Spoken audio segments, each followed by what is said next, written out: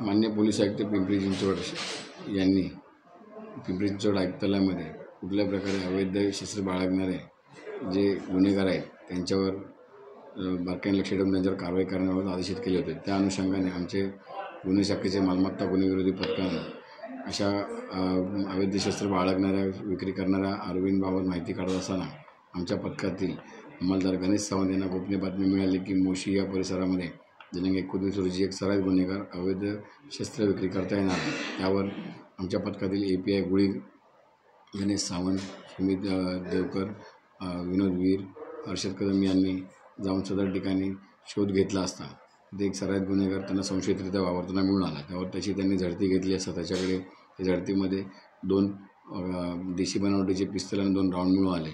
त्यावर त्या सदर हे अवैध पिस्टल मिळाल्यानंतर त्या इसमावर त्याचे नाव सूरज राजू गिराम हा सराईत त्याच्यावर पूर्वीचे गुन्हे दाखल आहेत।